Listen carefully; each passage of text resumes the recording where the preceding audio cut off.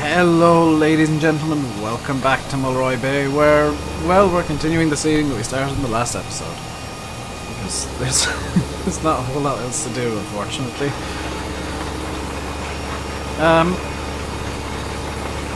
I really should have thought of something to talk about before I started. Oopsie. I'm sure I'll think of something. This is what happens when I take like an hour's break or so and make some popcorn while browsing India. I just completely blank and my mind is putty. Oh well. I should say, actually, something interesting happened during the break because I checked my emails and one of my like 17 email accounts, my personal email account in fact, which is never ever going to be given out. There's a second. Apparently popcorn gives me gas. There is an email that you guys can send stuff to if you want to. It's the business email of the account. You'll find it on the like account page thingy of the channel. I don't know how to explain things.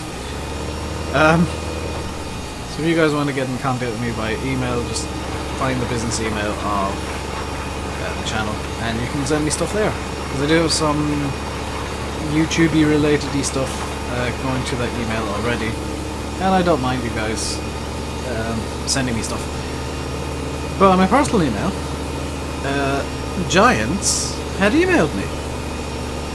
It wasn't quite clearly automated because they were advertising Gold Edition, which I already own. But it's nice to see Giants, you know, actually trying to market stuff.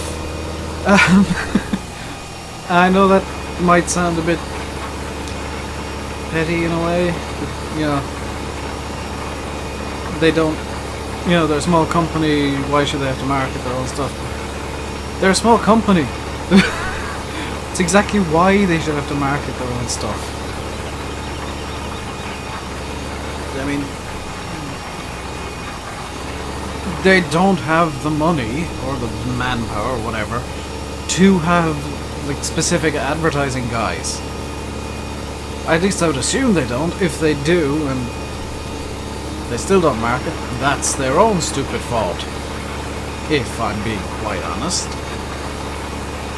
But it's actually really nice to get an email from Giant saying, hey, have you checked out Gold Edition? It's available now. That's actually what I'd expect of them. Giants have actually, for whatever reason, over the last few weeks, and I'm not saying it's thanks to me. Good lord, I'm not saying that. I like to think it, but, you know, realism takes over, and I know it's absolutely nothing to do with me. It's just Giants have decided to change tactics for whatever reason. I'm guessing there's a new management or something. But whatever's happened, Giants have really upped their game. I mean, I don't think I mentioned this on Monday, but I found out through Facebook that Giants actually have, or had, a survey up on their website. I tweeted it out as well on Wednesday or Thursday, I think I tweeted it out last week, that they had a survey going for, hey, what do you guys think we should prioritize for FS17? There was a list of stuff, you know, better physics, more fruits, better animal husbandry, better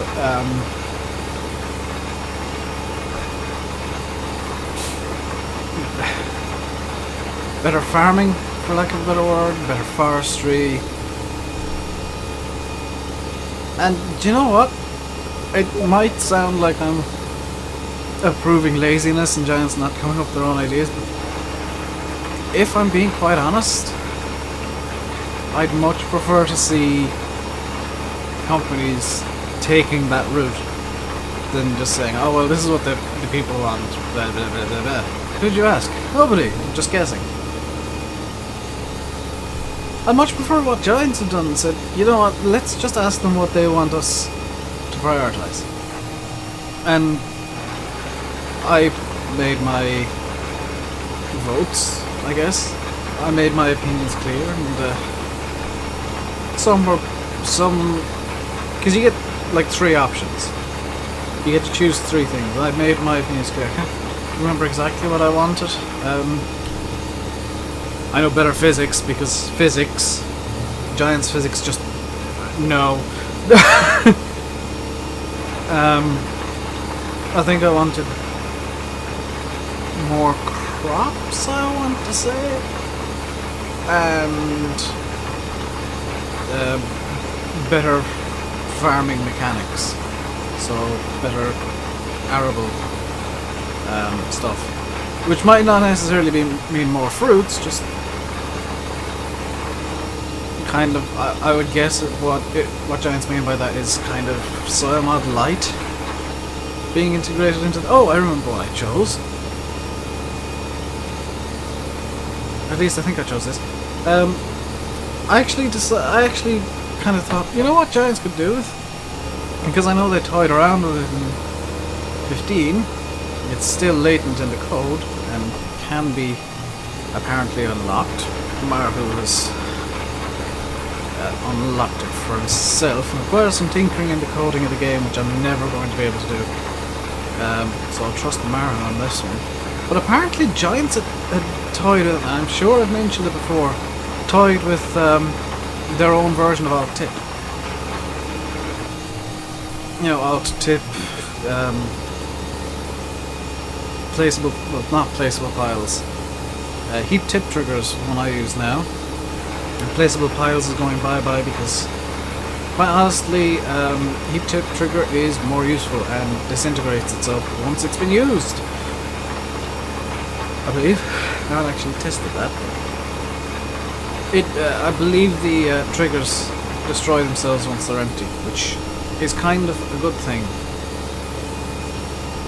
But Giants were toying with doing that by default, which is why the shovels have all the crops on them. It's not just, you know, oh, Giants, you're being nice to people who want to play mod maps. No, it's Giants up to a certain point, and I don't know what point they decided against it, were fully intending on having their own version of alt-tip in the game, a tip anywhere mod. It wouldn't even be a mod, it would be tip anywhere vanilla version, I guess. Which, if I want to be completely honest, that is something that I want to see in Farm Sim, because it would make some parts of the game a lot easier. Like moving chaff and crops around. Like sugar beet harvesting, potato harvesting, that would really cut down the amount of time, because with the Tektron and Maxtron, most of your time is spent, especially if you've got, let's say, 1 or 2 of them on hired workers, most of your time is spent unloading them and, you know, heading to and from the unload point. And that's from memory, because I don't think I've actually used them all that much in 15. I don't think I've used them at all in 15. But I was watching Daggerwin earlier on today. Today still being Friday for me, before anybody complained, before anyone complained and said, oh, this happened on Friday and you didn't talk about it, and this happened on Saturday and you didn't talk about it. Didn't talk about it because it hasn't happened yet. It's a very good reason to not talk about something. But I was watching Daggerwin and he had 2 of the beet harvesters, I want to say the Maxtrons. I'm gonna check. Hey, I got it right for once. I always get mixed up between the 2. So he had 2 Maxtrons running on Mulroy Estate. Yeah, Mulroy Estate. And it very quickly went horribly wrong because his trailer wasn't huge, and he just ended up partially unloading the Maxtrons to desperately try and keep them going, which didn't work. So kind of a tip anywhere alt-tip thing would have been very useful for him in that situation, and I know he could have easily got a mod, but he's the kind of person that doesn't want to use... He's the kind of person that doesn't use mods the way that I use mods, or some of you guys use mods, because I know some of you guys, and I was like this in the past. I've actually changed to being a more realistic style player. I don't... but I know some of you guys like the, you know, the 70-meter cultivators that are out there, and the ridiculous silly mods, which is kind of why I did the Porsche Cayman last week. I just wanted to do something that was complete. I had actually hoped that would be a silly mod that I'd like, but it wasn't. But you know, I'm kind of gone away from the silly, ridiculous mods, and I like ones that have at least a modicum of realism to them. I know that not all the mods that I use are completely realistic and kind of appropriations of realism. I know that the RKS harvesters that I use aren't necessarily realistic, but you know, they don't necessarily exist. But you can see them existing. You can see somebody in the eastern bloc of Europe who had an old tractor and kind of parts to an old trail beet harvester and decided to merge the two together and create the RKS4, which is kind of the reason that I use them. Is, you know, it's believably, it's believable at the very least. But some of the mods I've seen coming out are just, no. I will probably throw in a couple of fun mods around Christmas time, because the Christmas mods tend to be silly in the right way. There's one or two I'm really, really hoping get released. One or two things that I'd really like to see put into the game by modders, and I don't know if they will for Christmas, or at least in time for me to use them around Christmas or December. One's a truck, that's all I'm going to say about that, and the other, as you can probably guess, is a reasonably decent looking Christmas tree, because the one I used last year was absolutely terrifying in every way. And if you haven't seen that, go back and look at the Westbridge Hills playlist. You'll see me being terrified by the Christmas tree. Okay, so I've made massive mistakes in this field, so let's just go around this circle here, I guess.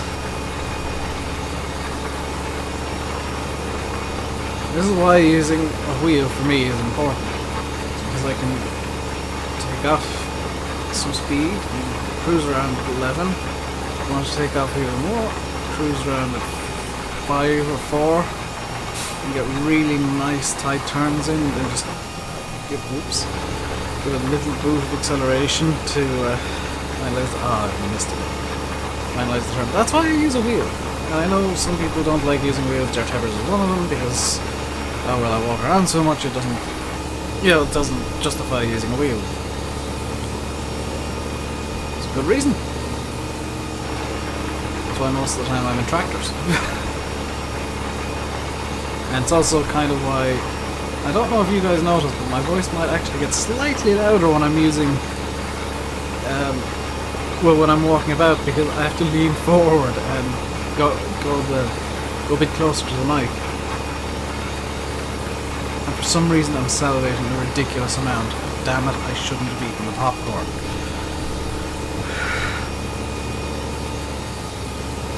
I'll fix up that mess in a minute. We're towards the end of this field being done, I guess. I'm gonna stop doing off-camera work for the time being. I think, maybe, potentially. Depends on how much other stuff... it depends on how quickly I can get through the other stuff that I need to do. I did mention it on Monday. I believe I mentioned it on Monday that videos might suffer a small bit because my plate is it's starting to get a small pile on top of it. It was pretty full of late anyway, between this and Donetsk. And the intention was to try and get Donetsk as done as possible before my other project started kicking things up a notch. That failed because the other project, unexpectedly, I've got work to do from there, so that's where my that's where all of the time that I'll be rendering this is going, because I don't need to use any of my graphics card or anything like that for looking up when I need to look up. I hope.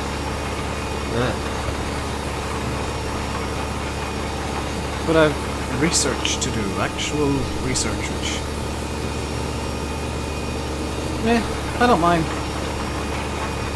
Research is one of my strong points, if I have to be quite honest.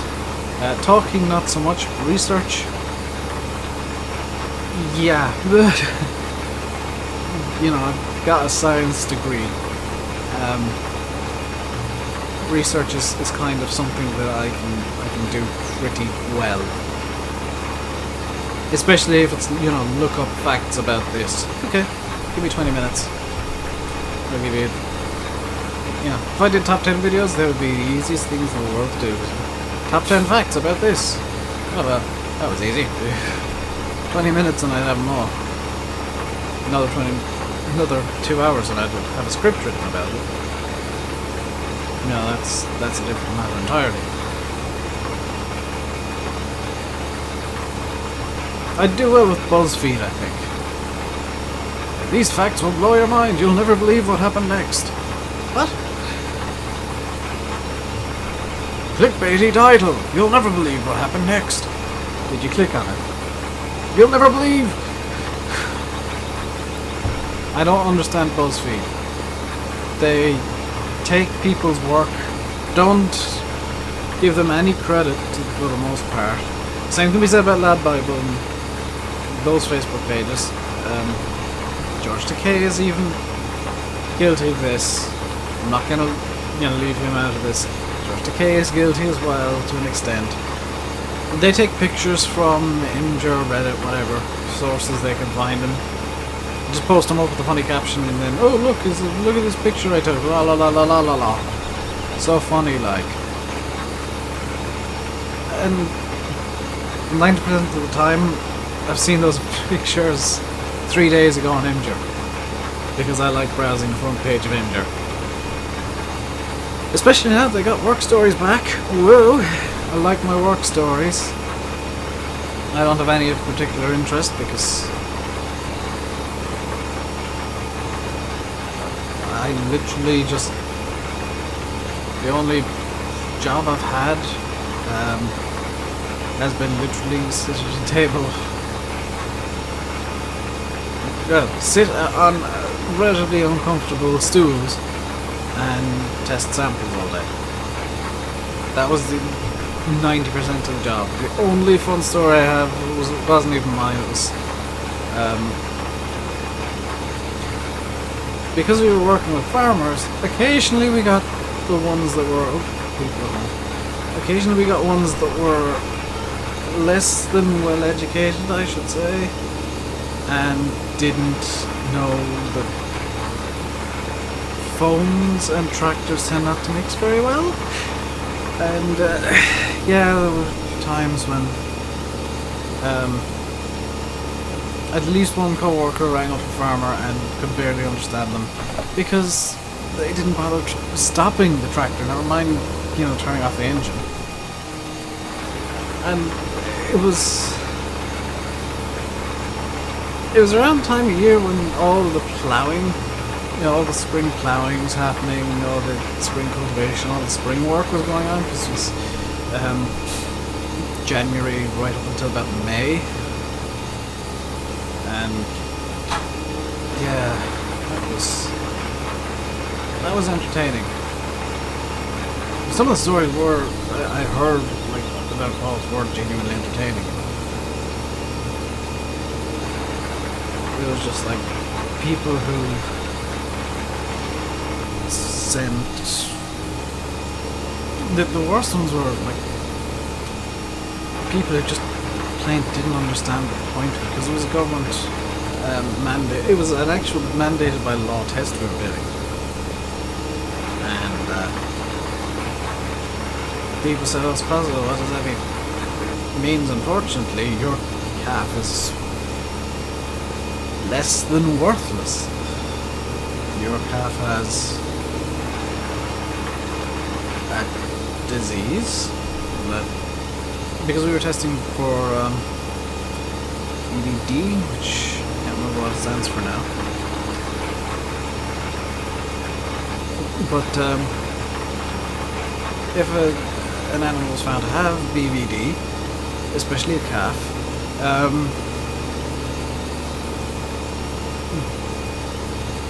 there was only one way to solve it. And I'm sure there are people who watch are animal rights activists. If you are, well done. You're behind a good cause. You might not agree with the solution to BVD, which was to just plain slaughter the animal. It couldn't be sold for human consumption, so it was just essentially slaughtered and sent to a knackery. I know that some people will say, "Oh, but that's cruel to the animal." No, it's a hell of a lot less cruel than what the disease would do, because the disease would starve it to death. It was viral disease, so it was incurable. So, cow had it. Cow was gonna die. The most humane way of killing it was to slaughter it. And send it to a knackery. Couldn't be. It didn't affect humans, but it was just kind of a, you know, cow has disease, cow can't be sold for food kind of situation. Also, they were tested up to about 3 months of age, so they wouldn't really have a lot of meat on their bones, shall we say? So most of the calves were just completely useless. And, while it is a shame that farmers had to lose money, they were actually... The point behind the entire testing initiative, and I know I'm stuttering small but because I'm trying to think and talk at the same time, the point behind it was completely logical. It was or it is, it's still ongoing as far as I'm aware, it's an eradication effort, trying to completely eradicate the disease from Ireland. So, you know, some animals suffer for the greater good of the rest. And in fact, those animals were saved from suffering in the first place by being slaughtered. And farmers would go, "Oh, but that's a waste of money. You know, you have to pay for the tests, and you know, if it's positive, you have to pay to get rid of the animal. Blah blah blah blah blah." Well, yes, it is a waste of money, but a lot of the time, it's to save the farmer more money in the future. It's actually make the farmer more money, because healthier animals make more money. And as a fun little side fact, because I never knew the names of the farmers, unless I had to specifically look them up and call them, which is a thing. It tended to be hotspots. There were hotspots of the disease. So we'll say when we got in samples from, because it was the lab kind of, we took samples from all over the country, but when we got samples from specific areas, we kind of expected. This is gonna sound like I was like prejudging the samples, which I wasn't. But when we got samples from specific places, there was one specific mart we got samples from, that just a ridiculous amount of them were positive. I'm not saying, 70 or 80%, but it was maybe 6 or 7% of the samples were positive, where you would expect to see 0.1% positive, so it's statistically significant is the word for it. I know I'm making another long episode because I want to finish the seeding, or at least mostly finish it. But yeah. And this is going to sound even worse, actually. In Ireland, there's two different herd numbers every farmer gets. One is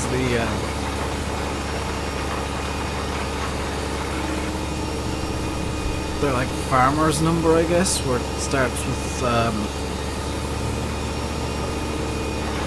for example, County Cork is C whatever. C and then a bunch of numbers, which is fine. But Europe, the EU, actually gives farmers a second number, which is the IE number, and it starts off with IE, and then there's a really short area code, as I discovered. Really short area code for the county. I'm not going to disclose what county is what because I can't remember. But about 50% of the positive samples we got were from farmers who had either put down their alternate number, not their IE number, which was the one we were using because it was a European initiative and a national initiative. And most of the positives were from people who put down that number or no information at all. Anyway, I'm going to leave it here and bring this down to field 18, I think it was. Sorry for any background noise. People arrived and doing this, and I can't control them. So, thank you all for watching. I'll see you again next time. Until then, stay safe and goodbye.